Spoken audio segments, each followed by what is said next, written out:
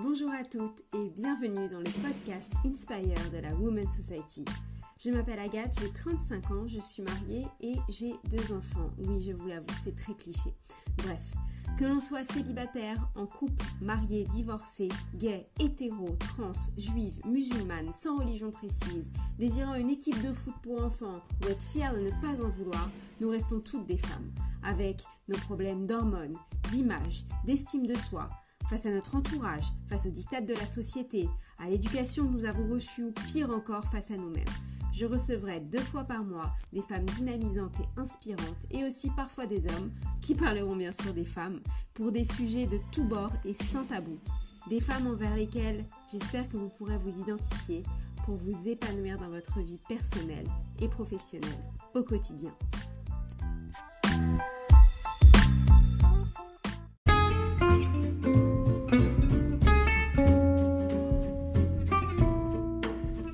Il est 8h du matin lorsque je me rends chez mon amie Sixtine Rose.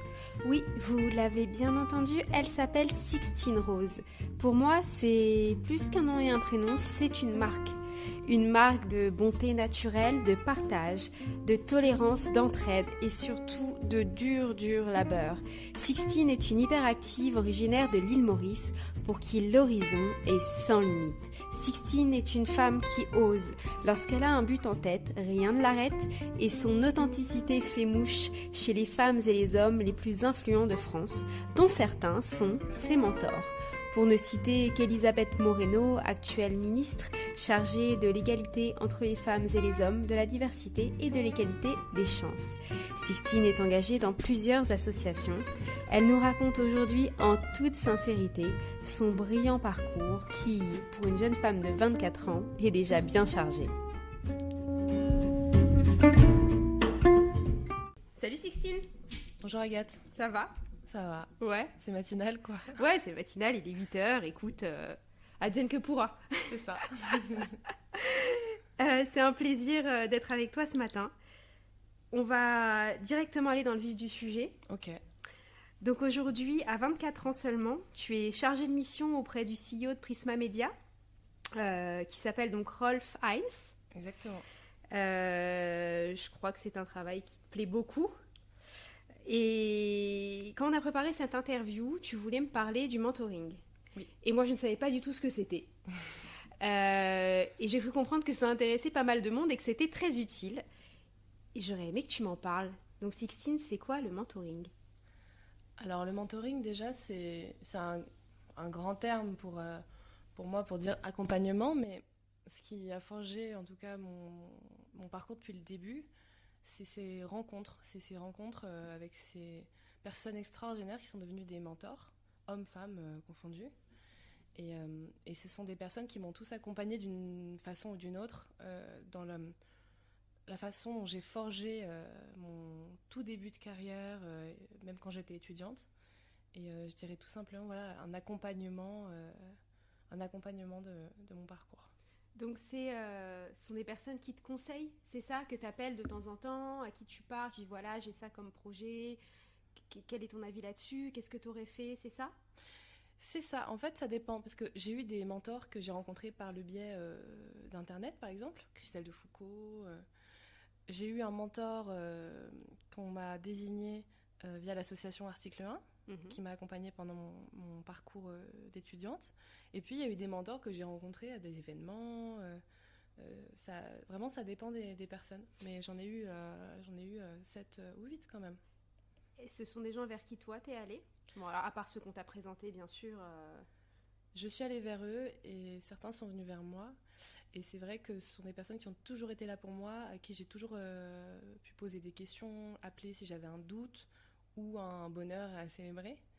Et ce sont des gens qui m'ont encouragée, motivée et poussée. Et ce sont vraiment des gens inspirants, donc ils sont dans ma ligne de mire professionnelle.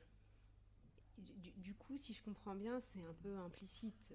Voilà, il n'y a pas d'engagement personnel. Alors écoute, je vais devenir ton mentor. Voilà, c'est vraiment de l'échange et du partage d'expériences, si je comprends bien. En fait, il y a eu des mentors naturels, comme Christelle de Foucault par exemple, ou Isabelle Lefort, qui ne m'ont pas dit je vais te mentorer, mais qui ont tout mis en place autour de moi pour m'aider à me dévoiler, à réussir, à entreprendre des choses. Et il y a eu des mentors avec qui j'ai limite avec qui j'ai serré la main et qui m'ont dit je vais être avec toi pour tes prochaines années professionnelles, comme Gérald Carsanti par exemple, qui est le PDG de SAP France et que j'ai rencontré sur le stand de Vivatech, sur le stand SAP de Vivatech en 2018. Un vrai accompagnement, et il l'est toujours d'ailleurs. C'est toujours mon mentor. Est-ce que tu penses que sans ces mentors, tu ne serais pas là où tu en es aujourd'hui ? Non, vraiment. Il y a eu énormément de facteurs, mais un des plus gros, ce sont ces mentors.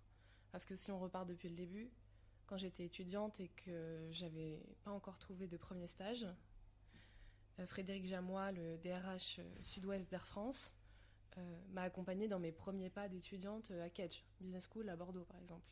Et c'est lui qui m'a poussée à m'investir dans l'association Article 1, dans la communauté des Different Leaders, qui est une communauté de jeunes avec qui on se bat pour lutter contre les discriminations dans les entreprises, pour faire régner un leadership positif et bienveillant, avec qui on fait beaucoup d'actions. Donc déjà, c'était un premier pas dans l'associatif où je me suis sentie engagée et entourée de jeunes comme moi avec qui j'avais envie de faire des projets.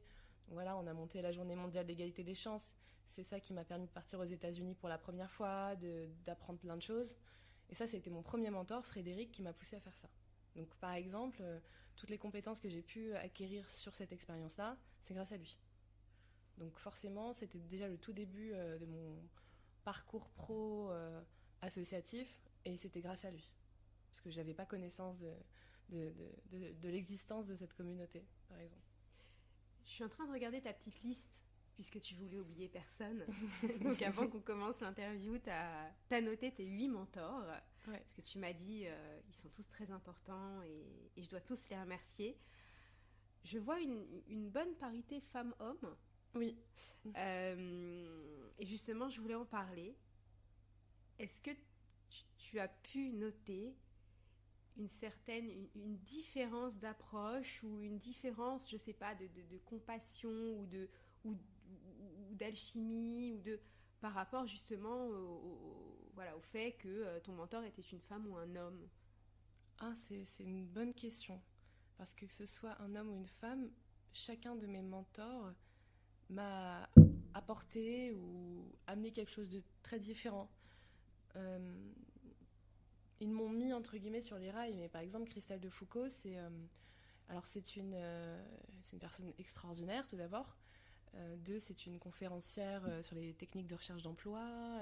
Elle aide énormément de gens à trouver un job. Elle motive énormément. Elle est chroniqueuse, conférencière. Et elle, par exemple, quand j'ai commencé à chercher un stage de fin d'études, c'est vraiment une galère. Les étudiants le savent. Et j'avais vraiment pas de temps parce que j'avais un petit boulot à côté. Et ça a été incroyable parce qu'elle était derrière moi sur LinkedIn en me disant « Mais Sixtine, ne lâchez pas, ne lâchez rien, soyez original, démarquez-vous, sortez du lot en fait, trouvez des idées pour sortir du lot. » Et je lui dis « Mais comment vous voulez que je fasse ça ?» Et elle me dit « Réfléchissez, vous allez trouver. » Et c'est vrai juste avec ce petit discours, je me suis endormie sur ce discours, et quand je me suis réveillée le lendemain matin, j'avais cette idée de créer mon propre site CV. Donc je me suis mis à coder mon propre site, donc j'y ai passé des heures et des heures, parce que bon, c'était que 5 rubriques, mais quand même. Et j'ai fait cette vidéo donc c'est une vidéo d'1 minute où on voit des mains taper bonjour, je m'appelle Sixtine, à l'époque j'avais 21 ans, je cherche un stage en marketing, je suis très créative, appelez-moi quoi. Et j'écris à Christelle, je lui dis je crois que j'ai trouvé l'idée, je vais tester demain, je poste tout à 8h30 du matin et on voit ce que ça donne. Et bim, ça a été en fait incroyable parce que cette vidéo elle a fait 150 000 vues. Du jour au lendemain, je me suis retrouvée avec plus d'une centaine d'offres, de stages, de jobs. Et je dis à Christelle, mais c'est incroyable. Et elle me dit, mais Sixtine, c'est tout simplement votre originalité. qui vous a démarqué et vous avez bien fait de suivre mes conseils. Et en fait, Christelle, elle a été là, mais du début jusqu'à aujourd'hui, ce matin même. C'est juste incroyable l'accompagnement qu'elle m'a offert, puisqu'elle a été là dans les super moments, mais dans les moins bons. Elle a été là quand j'avais mal au cœur, quand j'avais des doutes professionnels, mais aussi dans des ruptures amicales, par exemple, ou une rupture amoureuse. Elle était là dans toutes les situations de ma vie, et j'ai essayé d'être là aussi pour elle. Donc c'est devenu une amie. C'est devenu plus qu'une amie, une marraine, une bonne fée marraine.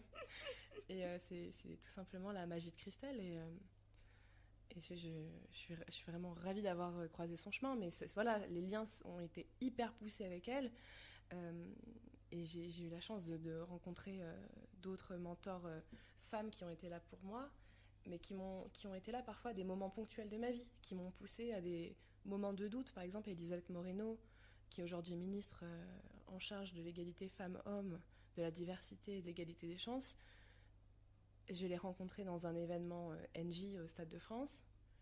On a tout de suite eu une connexion. Je ne saurais jamais expliquer, ça me dépasse. On a eu une connexion. Mon frère était là et elle nous a pris tous les deux et elle nous a dit des mots juste inoubliables. Dans quel contexte est-ce que, parce que je sais que tu adores aller vers les gens, que tu n'as aucun complexe pour ça, pour avoir été à des événements avec toi, moi toute timide, en disant non mais je peux pas l'approcher, et tu m'as pris la main, même t'es allée à ma place carrément, ça m'a valu des articles, etc. Hyper intéressant. C'est toi qui allais la voir ou c'est elle qui est venue te voir? Ou quelqu'un vous a introduit? En fait, on était dans une loge au Stade de France pour regarder un match de sport. Elle est arrivée, je l'ai vue. En fait, on n'était pas beaucoup dans la loge, on était 12. Il y avait mon frère, et je sais pas, on a tout de suite parlé. Donc, bien sûr, c'était un petit comité, mais au-delà du fait qu'il n'y avait pas beaucoup de personnes, c'est plutôt cette connexion que je retiens qui était magique, parce que je l'ai toujours admirée dans son rôle de leader charismatique qu'elle avait à l'époque. Elle était chez Lenovo France, elle était directrice générale, et elle connaissait tout au millimètre, quoi. Elle connaissait son terrain, et au-delà de ça, elle a des qualités humaines juste extraordinaires. Donc, qui font d'ailleurs qu'elle a été élue ministre. Qui font que voilà. Tout ça fait que. Exactement. Et je me rappelle l'avoir eue au téléphone la veille de sa nomination. Elle était dans l'avion à Johannesburg. Elle arrivait en France pour prendre son poste. Et je l'ai au téléphone 5 minutes. Alors je ne savais pas qu'elle allait être ministre, mais elle était, quand j'y repense, elle était tellement elle-même. Fidèle à elle-même, quoi. Gentille, drôle, à prendre des nouvelles. Et le fait d'avoir d'avoir Elisabeth dans ma vie, quand j'ai des petits moments parfois de doute, qu'elle m'envoie un petit mot, bah c'est comme un énorme souffle d'air frais. Et c'est des moments très ponctuels parce c'est une personne super occupée. Mais c'est ça ça m'a aidé vraiment dans mon parcours à me rebooster. Et voilà, c'est un de mes rôles modèles. Donc la voir réussir comme ça me rend fière et ça me motive à aller vers mes objectifs aussi. Quel conseil tu pourrais donner à des jeunes comme toi qui ont de belles ambitions et qui aimeraient avoir des mentors qui les poussent, comment on fait, et oui, tout simplement, quel conseil tu aurais à leur donner? Je leur dirais déjà de réfléchir à leurs objectifs, où est-ce qu'ils ont envie d'aller, et quand on a envie d'aller quelque part, après on décide comment, on prend le train, l'avion, le bateau, ou on y va à pied. Et en fonction de ces objectifs-là, et s'ils n'en ont pas, c'est pas grave, ils n'ont qu'à penser sur quelques années quelle personne ils veulent devenir. Et en fonction de ça, ils peuvent regarder autour d'eux quel grand leader, personnalité, et même si ils pensent que c'est inatteignable, c'est toujours atteignable en fait. Ils doivent regarder autour d'eux quelle personne, avec qui ils ont envie de parcourir ce chemin, de qui ils veulent recevoir des conseils, et de tout faire pour y arriver. C'est-à-dire que même si c'est une grande personnalité américaine, asiatique, africaine, peu importe, qui trouve le moment, l'endroit et l'heure où la personne va être, à Paris ou n'importe où. Moi, je serais capable de prendre un train ou un avion pour aller rencontrer quelqu'un que j'admire profondément. Eh bien, de forcer le destin, d'aller vers la personne et lui dire, c'est toi, que j'ai envie d'avoir comme mentor. Et ça, c'est une vraie valorisation pour le mentor. Exactement. C'est ça. Je pense que c'est... En tout cas, moi, si j'étais mentor, je serais fière. Mais tu es mentor en quelque sorte, parce que je pense que les auditeurs ne le savent pas. Ah non, on va pas commencer à parler de moi. Franchement, Agathe, si je suis là avec toi ce matin, aujourd'hui, alors que j'ai une monstrueuse tonne de travail à faire, c'est parce que... Enfin, je me rappelle très bien que mon premier job étudiant, c'était être géo au Club Med, donc entre guillemets animatrice. C'est là où on s'est rencontrés. Je m'occupais de ton petit garçon de 5 ans et demi, Ethan, et t'étais là et tu m'as tout de suite apprécié, invité, protégé, parce que c'était quand même un milieu particulier et tu le savais.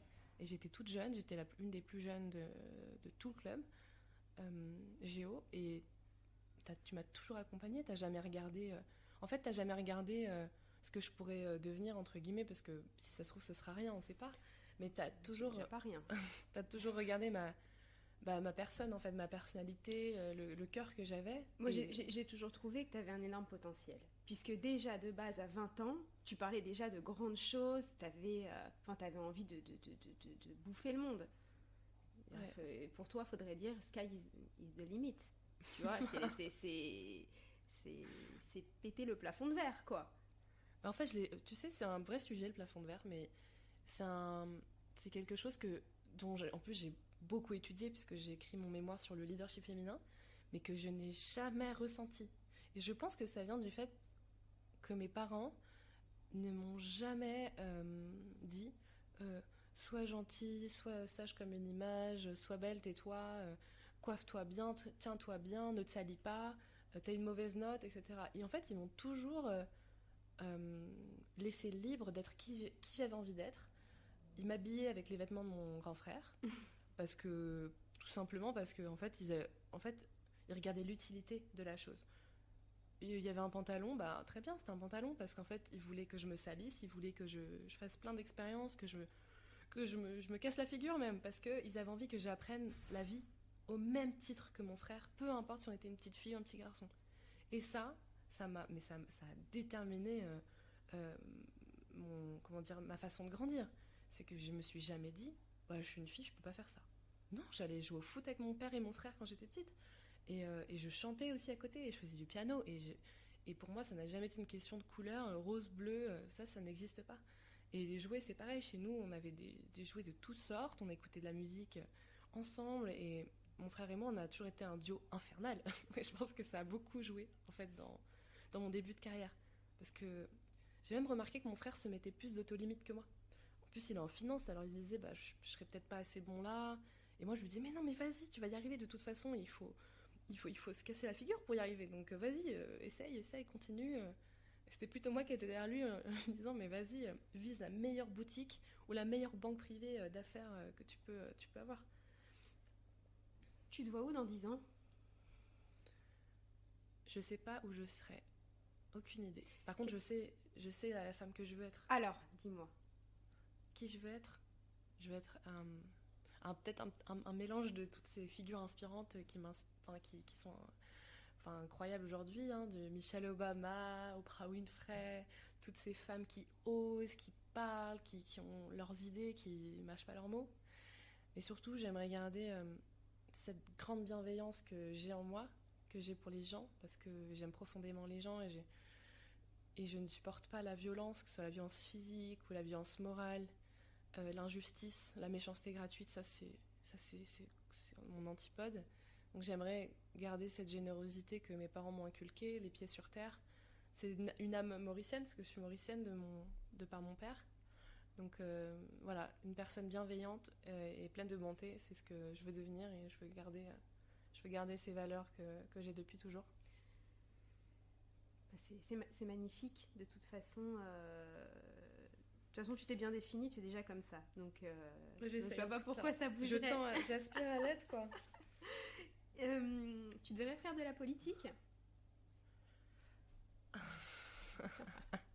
C'est une grande question.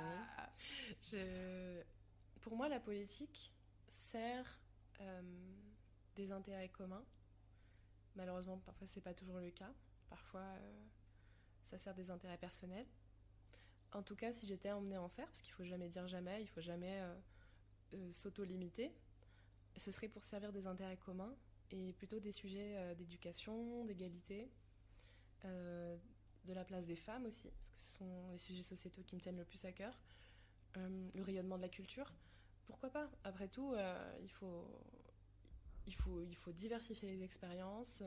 L'année dernière, j'ai travaillé avec des gouvernements en Afrique et j'ai adoré cette expérience parce que je pense qu'il faut tout voir pour faire un monde. Il faut avoir plusieurs visions, plusieurs casquettes. Et oui, je pense que ça pourrait me plaire. Peut-être pas tout de suite parce que je ne sais pas si je suis armée pour. Je ne m'auto-limite pas, mais je crois que c'est pas mon envie aujourd'hui. Mais par la suite, je me. Peut-être. Si la vie le décide comme ça, pourquoi pas. À voir dans quelques années. Ouais. Ou quelques mois, on ne sait pas. Ouh là là là là. Vous voyez, Non, vous voyez son ambition, vous entendez? Je plaisante. Voilà, rien ne l'arrête. Je voulais parler de ton parcours associatif. Mhm. Quand on regarde un peu ton évolution, on regarde d'où tu viens, ta jeunesse, tes valeurs, on se rend compte que bon, bah, ton parcours associatif est assez inné chez toi, j'ai envie de dire, puisque tu as cette bonté d'âme qui fait que tu aimes aider les autres. D'où ça te vient? Qu'est-ce qui a fait dans ton enfance que tu t'es dit moi je veux aider les autres, et puisque j'ai vu que tu es partie très très tôt, donc tu habitais en France et tu es partie à l'île Maurice, je crois, Oui. pour voir un peu d'où tu venais aussi, et avec UNICEF. Avec l'UNICEF, exactement. Qu'est-ce que tu as fait là-bas? Tu avais 13 ans. Oui.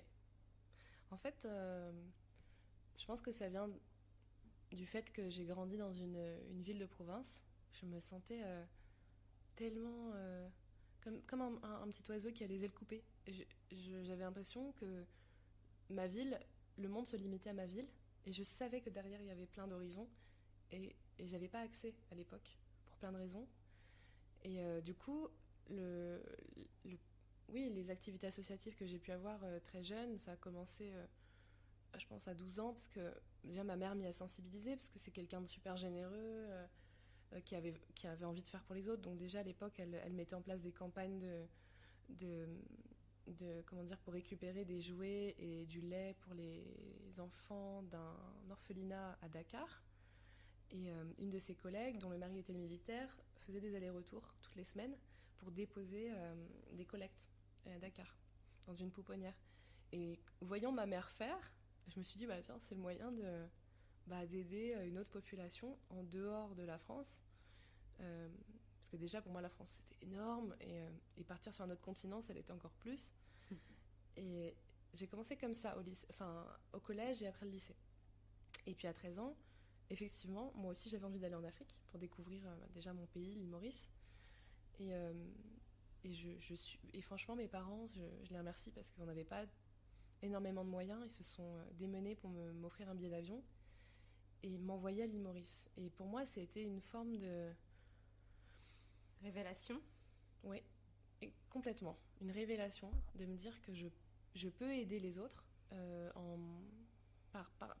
juste par des petits gestes. Mais alors, j'ai passé 2 mois dans une école pouponnière à Bambou, à l'île Maurice, où je me suis occupée d'enfants défavorisés. Donc, en fait, c'était beau parce que les parents déposaient les enfants le matin et venaient les chercher le soir. C'était une façon pour eux de pouvoir travailler tranquillement. Et là, j'avais environ 10 bébés à charge, où je les surveillais, il y avait les dames avec moi, mais là, je me suis sentie vraiment responsable de vie, tu vois, d'enfants. Donc, je me suis dit, mais waouh, je suis responsable de ces enfants-là. À 13 ans. J'avais 13 ans. Donc, vous êtes toute jeune. Quand je suis revenue en France à l'école, je me suis dit, mais ok, en fait, dans la cour de l'école, du collège, je leur disais, mais arrêtez de vous plaindre, vous pouvez pas imaginer ce qu'il y a ailleurs, quoi. Ça m'a complètement bouleversée, cette expérience. Et ensuite, il y a eu plein de choses. Je me suis engagée au conseil municipal de ma ville. J'ai fait partie d'une promotion, ça s'appelait l'Académie des talents. Le maire de ma ville à l'époque, François Xavier, avait organisé donc des promotions de jeunes qui pouvaient exprimer leur talent. Donc il y avait vraiment de tout. Il y avait un danseur, il y avait un peintre, une photographe. Moi, je faisais de la musique. Et donc c'était très sympa. Et en échange, on allait au contact des citoyens de la ville. Donc ça m'a éclaté. Puis après, tu connais la suite. Il y a eu article 1, il y a eu... Raconte-nous, article 1. Article 1, c'est une grande histoire. Qu'est-ce que c'est déjà ? Article 1, c'est une association qui promeut l'égalité des chances en France pour les jeunes. Donc, leur mission, c'est d'accompagner ces jeunes de milieux populaires, ruraux, et de leur permettre d'avoir les mêmes chances que des jeunes qui viennent de familles ou de milieux plus aisés, et ces jeunes-là tendent à faire des grandes études. Et en gros, moi, quand je suis arrivée en école de commerce, alors c'était une galère parce qu'il fallait faire un prêt étudiant de plus de 30 000 euros, comme dans toute école. Hein, et j'ai bénéficié d'un programme qui m'a permis d'avoir un prêt sans garant. Et après, j'ai rencontré Article 1. Donc Article 1 avait envoyé leur délégué régional à l'école pour faire une présentation de l'asso. Et je me disais, mais pourquoi pas moi en fait ? Pourquoi pas bénéficier du mentorat, entre guillemets. C'est comme ça que j'ai connu ce terme, puisqu'il proposait à chaque jeune de l'association d'avoir un mentor, d'être accompagné pendant plusieurs années. Donc j'ai rencontré Frédéric comme ça, mon mentor de chez Air France. D'accord. Après, Article 1 m'a permis de faire plein de choses. On a organisé la journée mondiale d'égalité des chances dans plusieurs villes. Moi, je me suis occupée de la première année de Washington, D.C. Donc le principe, c'est une journée d'empowerment où on fait venir les jeunes de la ville où on organise. Donc il y avait aussi Abidjan, Paris, Casablanca.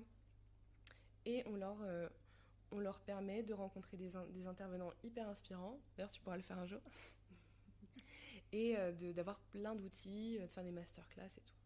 Donc ça, on a fait ça. J'ai fait ça à Washington la première année. L'année d'après, je me suis occupée plus largement des partenariats sur les 13 villes, parce que ça a grossi, cet événement-là. Et d'ailleurs, on le fait aussi cette année. Ensuite, article 1, ça a été juste incroyable parce qu'ils ont décidé de lancer, de travailler et de monter une grande opération de communication qui s'appelle Visage. Donc tu as le livre en face de toi. Oui, je vois. Magnifique. Ouais. Visage, c'est un plaidoyer pour l'égalité des chances. Donc article 1 a choisi plusieurs jeunes, plusieurs dizaines de jeunes de l'association qui ont un parcours méritant. Et voilà, ils ont décidé j'en fais partie, donc de nous donner la parole. Et là, ça a été aussi les coulisses d'un moment extrêmement fort et qui a changé littéralement toute la trajectoire professionnelle à laquelle je me prédestinais. Puisque donc pour finir sur cette opération de communication, donc, on a été 12 jeunes en masterclass à raconter nos histoires et ça nous a parfois valu beaucoup de larmes. Et la chef d'orchestre de ce projet, ils sont deux, mais l'écrivaine Isabelle Lefort, en fait, nous a accompagnés sur l'écriture de ce livre. Et il y avait aussi Ferrand Ferranti, qui est un superbe photographe algérien. C'est lui qui a fait les photos. Et Isabelle a été juste une rencontre, je ne saurais même pas comment la qualifier, tellement je lui dois la façon dont j'ai pu grandir, qui je suis devenue.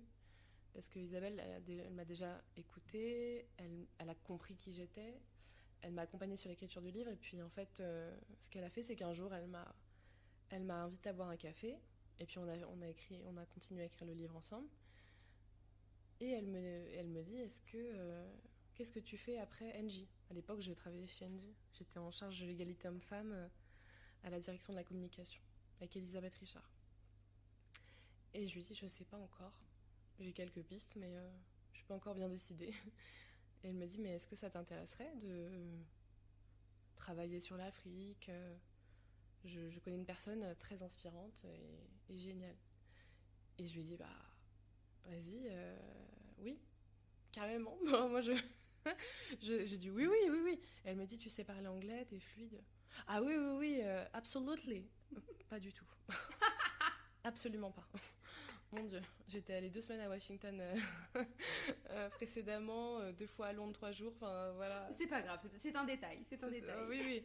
Elle m'en a voulu après la peau. Enfin, franchement, c'est juste pour dire, dans la vie, il faut oser. C'est Mark Twain qui disait Oser, non ça. mais c'est le Faut verbe qui oser. te qualifie. Oser, voilà. Non, mais ça... Et du coup, voilà, elle me présente Karine Roubaudy, qui, qui est, toujours d'ailleurs directrice Afrique du cabinet Richard Attias Associés, qui est un cabinet qui organise de grands événements comme l'année dernière on a travaillé sur le sommet Afrique-France, il y a aussi le G20 et plein d'autres opérations incroyables. Et Karine du coup me reçoit et voilà, et ça a été juste magique parce que au bout de 3 mois d'entretien quand même, parce que le temps de gagner l'appel d'offres du Sommet Afrique France, elle me dit ça y est, bah si tu veux commencer, c'est la semaine prochaine. Et c'est parti. Et moi j'y croyais pas. Voilà. Ah, je te jure, je me disais mais c'est impossible que j'aille travailler dans un tel cabinet international. Enfin Richard Attias c'est quand même. À 23 ans J'avais 22. Bah 22. Richard Attias c'est quand même aussi waouh, il est un sacré personnage. Hein. C'est un homme charismatique qui a brillamment réussi dans tout ce qu'il a entrepris. Donc j'avais la pression. Oh mon Dieu, j'avais l'impression que je ne pourrais pas y arriver. Mais je me suis pas posé de questions en fait. Hein. J'y suis allée, j'ai dit allez, c'est pas grave, je suis pas fluent, j'ai un traducteur, j'étais sur DeepL. Et bon, Karine s'est rendu compte de mon niveau d'anglais à un moment donné, puis je me suis fait un peu engueuler, mais. Mais du coup, maintenant tu parles très bien l'anglais. Oui, voilà, ça va. Voilà. Franchement, je me débrouille parce qu'après 1 an, parler avec les équipes de New York. Mais c'est surtout Karine que je retiens dans l'histoire. Parce que Karine, c'est juste une des personnes les plus importantes de ma vie aujourd'hui. Je lui parle tous les jours, je l'appelle tous les jours, je te jure. J'étais confinée avec elle. Oui, c'est elle, à la campagne. Mais oui, tu te rends compte quand je même me rappelle que... de nos FaceTime campagne. Exactement, mais Karine est ma boss. On est au mois de mars. Richard nous annonce qu'on ferme nos locaux. Et Karine me dit tu vas faire quoi? Je lui dis bah je sais pas. Je vais rester à la maison. Je vais me débrouiller. Ça va. Je vais faire le stock de pâtes. Je lui fais la blague comme ça. Je vais faire un stock de pâtes. C'est pas grave. Elle me dit t'es folle. Et en fait la veille du départ en confinement, tu te rappelles? C'était un dimanche. Mm-hmm. Karine et son mari m'appellent et me disent est-ce que tu veux venir avec nous? Bon, viens 1 semaine ou 10 jours, il y a une chambre dans la maison de campagne, tu t'y mets, tu bosses avec moi la journée, puis t'es tranquille, quoi. Au moins 10 jours, comme ça, on sait pas combien de temps ça va durer. Et voilà, et j'ai été confinée avec eux plus de 3 mois. C'est devenu ma famille de cœur. Alors voilà, tu m'as enlevé les mots de la bouche. J'allais parler de famille. Quand on t'entend parler de toutes ces personnes que tu portes dans ton cœur, ça même pas besoin de le dire, on le sent. On a l'impression que c'est une famille et que... Alors, je vais faire un peu ma psy, hein, tu sais que j'adore ça. Oui. Et que ça... Est-ce que ça comblerait pas un peu pas un manque, parce que c'est un mot négatif, mais un besoin d'être très entouré et de se reposer sur des gens qui finalement sont bien plus que des mentors et des collègues et des patrons. Qu'est-ce que t'en penses? Tu vas en profondeur là. Ah oui. Tu y as déjà pensé? T'as déjà fait le rapprochement? Ça m'a déjà traversé l'esprit. Effectivement, mes parents se sont séparés quand j'avais 19 ans. Et au moment où j'ai perdu ma grand-mère, pour tout te dire. Et ça a été un moment assez intense parce qu'il a fallu, même si j'avais quitté la maison, c'est vrai que j'avais plus ce cocon familial, ce repère où tout allait bien. Et donc, effectivement, c'est à partir de ce moment-là que j'ai commencé à avoir des mentors. Et je pense qu'ils m'ont été d'une grande aide et c'est devenu une deuxième famille. Parce que c'est vrai que c'est des liens particuliers, oui, c'est vrai. Mais j'ai mon frère aussi qui était là pour moi, qui a toujours été là pour moi. Donc oui, je pense que ça a beaucoup joué dans mon épanouissement personnel, ouais, vraiment. Ça se ressent. Ouais. Quel serait le mentor de tes rêves? mentor ultime? Ouais, je les ai déjà. Franchement, je les ai déjà parce que je les aime profondément et que en fait, il y a personne. J'aspire pas à rencontrer encore une nouvelle personne qui pourrait me mentorer parce que les gens que j'ai autour de moi, ils me font grandir, mais sur tous les points et surtout depuis tout ce temps-là et ils continuent de le faire et du coup, en fait, si j'avais un nouveau mentor ou une nouvelle mentor, ce serait parce que j'ai un coup de cœur, parce que j'ai rencontré quelqu'un d'extraordinaire à nouveau. Mais il n'y a pas une personne en particulier parce que, en fait, je me rends compte, hein, et puis il y a dans tous les milieux où je suis allée un peu euh, découvrir, tu peux être, je te jure, hein, le président des États-Unis, tu peux être un grand speaker TEDx, si t'as pas une beauté d'âme, une bonté, une générosité, une éducation, et en fait, ça ne peut ne pas valoir le coup. Peu importe ton statut, en fait. Moi, si je rencontrais quelqu'un, peu importe son métier, sa culture, son origine, demain dans la rue, et qu'elle m'inspire et elle me fait tourner la tête, elle me rend, voilà, elle me fait grandir, etc. Bah, je lui demanderais d'être mon mentor, en fait. Donc, j'ai pas de nom à te donner, mais toutes les personnes qui pourraient être inspirantes et bienveillantes que je croiserais, bah, j'essaierai de les garder avec moi. Ça arrive pas tout le temps. Quand ça arrive, j'essaye de garder les personnes. Et généralement, tu parviens à tes fins. Bah, ça dépend, après c'est un donnant-donnant, parce que j'essaye Bah d'apporter un maximum de choses aux personnes qui m'offrent de leur temps et de leur énergie. Il faut qu'ils le veuillent aussi, ou qu'elles le veuillent. Oh, généralement, c'est un bel échange. Ça marche. D'après ce que tu nous dis. Sixtine, tu chantes. Mm. Je ne vais pas te demander de chanter, ne t'inquiète pas. Il est à peine 9h30. Tout à l'heure, je t'ai demandé quelle est la chanson qui te parle en ce moment, que tu écoutes, qui te motive quand tu vas bosser le matin ou qui te fait rêver. Il y a deux choses. Déjà, je suis une énorme fan de deux musiciens, Ibrahim Malouf et Sofiane Pamar. Donc Ibrahim Malouf, vous le connaissez. Ma chanson préférée, c'est Una Rosa Blanca. Elle est sublime, saxophone. Et Sofiane Pamar, c'est un pianiste extraordinaire qui a sorti un album de chansons qui porte le nom de Capitale. De Capitale de pays. Magnifique. Je vous invite vraiment à l'écouter. Et vraiment, il y a vraiment une saga de piano-voix que j'ai adorée. Donc c'est une saga piano-voix d'été. Et c'est une jeune chanteuse qui s'appelle Gianni, en Julie Fournier. Et elle est magnifique parce que déjà c'est des textes en français. C'est extrêmement rare aujourd'hui d'avoir des jeunes chanteuses qui font des sublimes chansons en français. Et elle a un style un peu Michel Berger, France Gall, et c'est en fait pour moi là, une nouvelle France Gall, mais avec plein d'intonations pop. Et ça fait du bien parce que c'est rare aujourd'hui. Moi, j'hallucine dans la chanson française et les textes qui peuvent sortir. Et elle a des textes très profonds. Et elle est, voilà. Donc, Gianni, Janie, je vous invite à aller voir sa dernière saga de piano-voix. On le mettra en lien. Oui, on le mettra en lien. Là, une dernière petite question pour t'embêter. Oui. On s'est rencontrés donc, je le redis, au Club Med. Je t'occupais des enfants. Tu es partie à 13 ans t'occuper d'enfants. Oui. Bon, ça revient, hein. Tu adores les enfants. J'adore les enfants. T'adores les enfants, ça se voit. Est-ce que tu te vois un jour t'aurais envie d'avoir une famille, d'avoir des enfants? C'est une belle question. Je crois que j'ai un grand instinct maternel. C'est drôle, hein, mais quand je vois ma maman qui s'occupait de moi quand j'étais petite, ça me donne vraiment envie d'offrir cette éducation-là un jour à un enfant ou à des enfants, à mes enfants. Et après, bien sûr, il faut trouver la personne pour les faire. Oui. Et ça, c'est un autre sujet. Mais effectivement, oui. Enfin, peu importe si... Moi, je pense qu'il n'y a pas forcément besoin d'être deux. Après, pour moi, c'est mieux. Mais il faut trouver vraiment son âme sœur. Mais oui, j'aimerais un jour avoir un ou plusieurs enfants.